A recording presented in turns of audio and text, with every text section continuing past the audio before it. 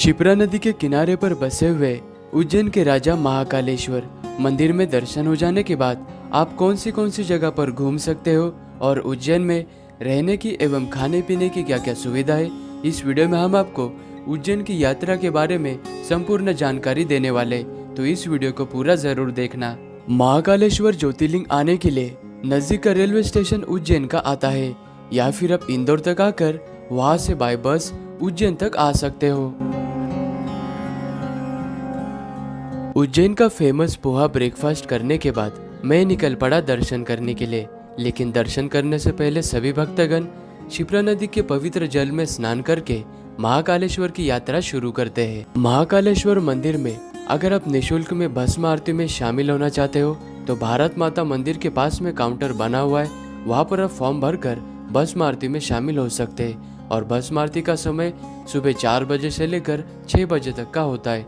अगर आप जलाभिषेक करना चाहते हो तो जलाभिषेक का टाइमिंग 8 बजे से लेकर 12 बजे तक का होता है। मंदिर के अंदर हम दर्शन कर आ चुके हैं और साधारण लाइन से हमें दर्शन करने में 40 मिनट का समय लगा। जब भीड़ ज़्यादा होती है तो 4 से 5 घंटे का समय लगता है दर्शन करने में। तो जल्दी दर्शन करने के लिए आप जो बड़ा गणेश जी का मंदिर बना हुआ है उसके पास में वीआईपी टिकट काउंटर बना हुआ है, वहाँ से आप 250 में वीआईपी टिकट लेकर जल्द से जल्द दर्शन कर सकते हैं। महाकालेश्वर मंदिर में दर्शन करने के बाद बाहर आते ही आपको ये बड़ा गणेश जी का मंदिर नजर आएगा, यहाँ पर भी आप दर्शन जरूर करना।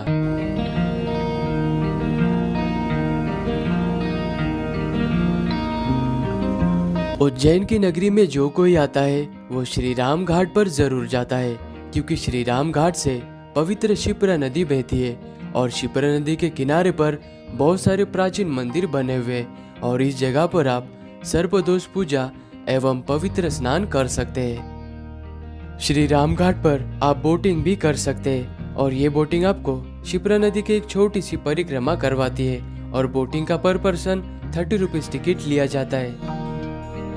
अभी हम आ चुके हैं हर सिद्धि माता के मंदिर में। यह मंदिर महाकालेश्वर मंदिर से मात्र 5 मिनट के ही दूरी पर है और इस मंदिर में होने वाली संध्याकालीन आरती देखने के लिए भारी संख्या में भक्तगण यहाँ पर आते हैं और इस मंदिर में 5 बजे से ही आरती की तैयारियां शुरू की जाती है। और वीडियो में आप देख ही रहे होगे माता रानी के भक्तगण दीप स्तंभ पर चढ़कर दीप प्रज्वलित करते हैं और इस मंदिर में आरती का समय शाम के 7 बजे का है।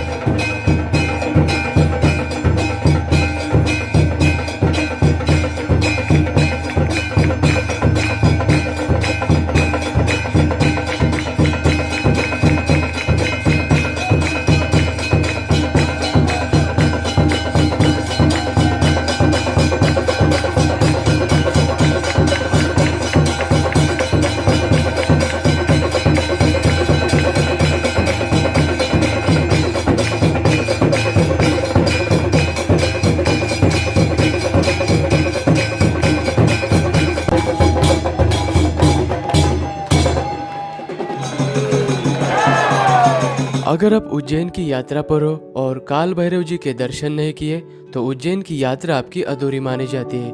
उज्जैन नगरी से 9 किलोमीटर के दूरी पर काल भैरव जी का मंदिर बना हुआ है।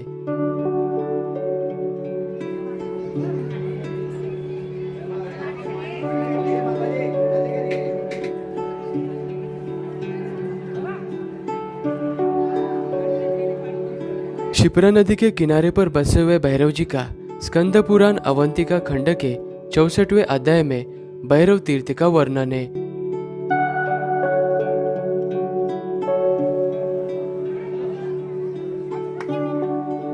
महाकालेश्वर जी उज्जैन के राजा है और वही काल भैरव जी को उनका सेनापति कहा गया है। और काल भैरव जी के मंदिर के बाहर आते ही आपको ये स्तंभ नजर आएगा। यहाँ पर भक्तगण अपने मनोकामना अनुसार ये सिक्का यहाँ पर लगाते हैं।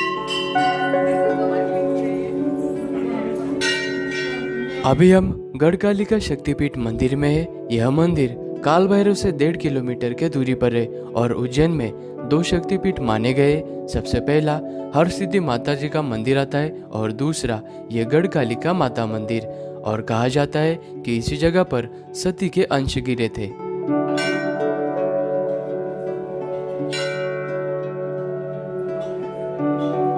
माना जाता है कि इस मंदिर की स्थापना महाभारत काल में हुई थी और सम्राट हर्षवर्धन जी ने इस मंदिर का पुनर्निर्माण किया था।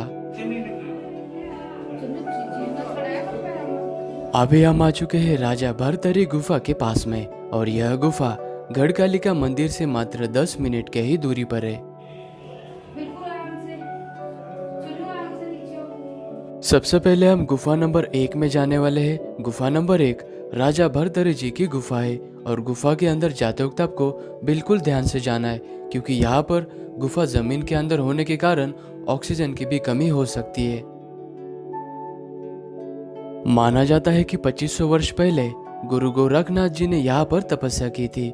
उसके बाद में राजा भरतरी जी ने 12 वर्षों तक यहीं पर तपस्या की थी, और कहा जाता है गुफा नंबर 1 से 4 धाम के लिए रास्ता जाता है।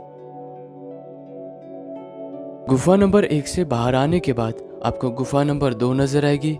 गुफा नंबर 2 राजा गोपीचंद जी की तपस्या स्थल थी, और इस गुफा से जाते वक्त भी आपको संभल कर ही जाना है।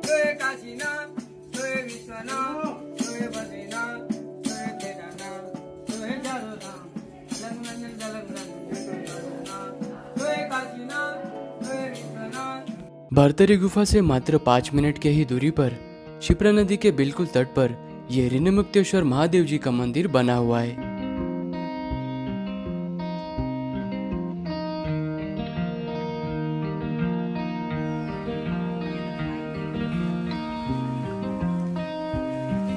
इस जगह पर आपको 600 साल से भी पुराना वट वृक्ष दिखाई पड़ता है, और यहाँ पर आप अपने स्व इच्छानुसार गौ सेवा भी कर सकते हैं। श्री राम घाट पे हर रोज शाम के 6 बजे क्षिप्रा मैया की पूजा यानी कि आरती का आयोजन किया जाता है। इस आरती का लाभ लेने के लिए भारी संख्या में भक्तगण यहाँ पर आते हैं, तो यहाँ पर भी आप जरूर आना।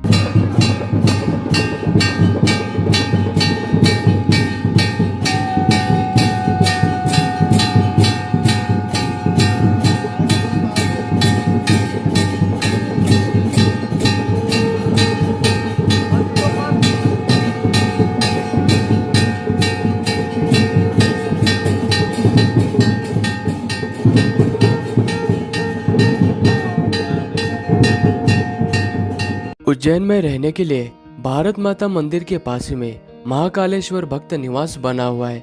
यहाँ पर आपको 1300 से लेकर 2000 तक एसी, नॉन एसी, डॉर्मेट्री ऐसे रूम्स मिल जाएंगे, या फिर आप प्राइवेट रूम्स भी ले सकते हैं, जिसका रेट 600 से लेकर 1000 तक हो सकता है। और मेन मार्केट के आसपास में आपको सारी खाने पीने की चीजें मिल जाएगी।